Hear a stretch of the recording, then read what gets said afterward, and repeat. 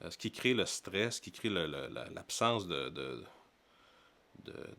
vie dans le travail, c'est comment je dirais, c'est beaucoup le sentiment qu'on peut rien changer, qu'on subit quelque chose. On échange nos talents, puis notre temps contre une paye qu'on espère quand même pas si pire pour enrichir une autre personne euh, dans un système qui est de même, puis on va payer de l'impôt, puis on va essayer de pas trop se brûler, puis on va retourner à la maison, puis là on va être fatigué, puis là nos enfants vont nous parler de Roblox ou de je sais pas quoi, puis là on va être fatigué, puis on sera pas capable d'être présent. Tout ça parce que on comprend pas comment mon talent sert à quelque chose. On fait juste l'échanger contre une paye.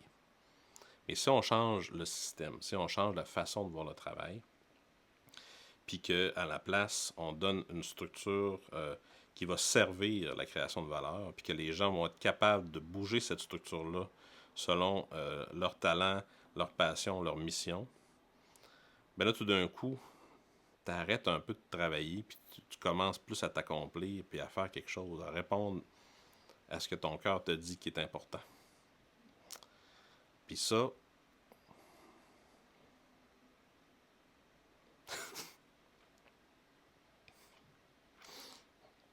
c'est ça. Ça fait toute la différence. C'est ça. C'est ça qui me passionne. C'est ça qui me passionne, c'est que j'aime pas ça voir du monde subir.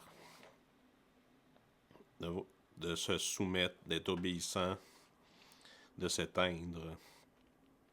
Parce qu'il faut bien. Parce que c'est le même. Parce que faut payer l'épicerie. Puis on dirait que ça peut pas être autre. Puis ça éteint l'espoir quand on décide de croire ça.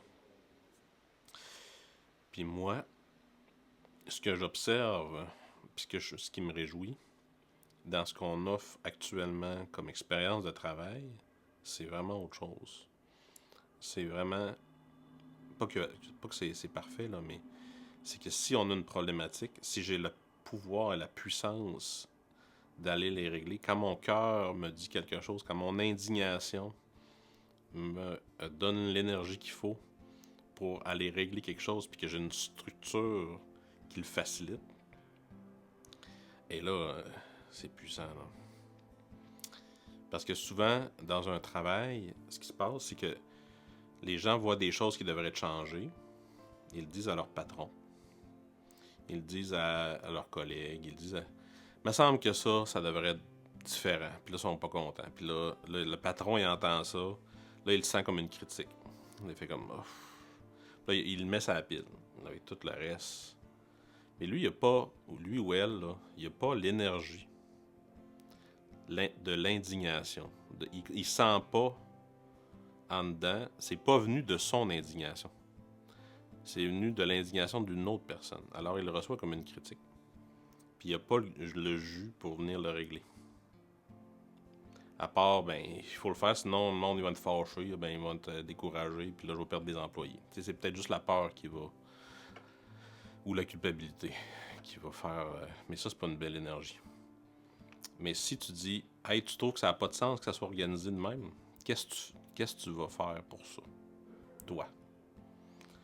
Là, la personne n'est pas sûre au début, parce qu'elle s'est jamais fait confiance, puis elle sait pas comment faire pour mener un projet, puis as-tu un retour sur investissement intéressant, puis mais quand tu te mets à équiper les gens à dire, ben, tu sais, si tu, si tu as cette solution-là, comment ça va être plus rentable? Est-ce qu'on le calcule ensemble? Est-ce que finalement, c'est meilleur? Est-ce qu'on suit des chiffres? Est-ce qu'on regarde des indicateurs ensemble? Est-ce qu'on leur donne des réflexes de prise de pouvoir, puis de gestion de projet, puis de comprendre le retour sur un investissement?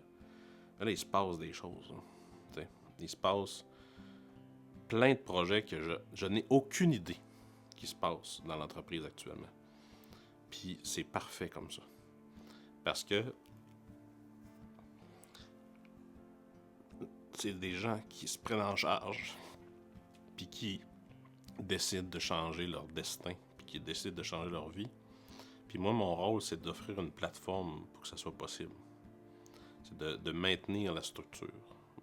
C'est de maintenir l'espace. Pour que ça vive. Pour mettre en valeur qu'est-ce que la vie a le goût de faire à travers cette gang-là, ces machines-là, ce talent-là, puis ces relations-là. Fait que c'est vraiment beau, là. T'sais. Puis ça se passe dans une shop. Fait que ça, c'est quand même capoté.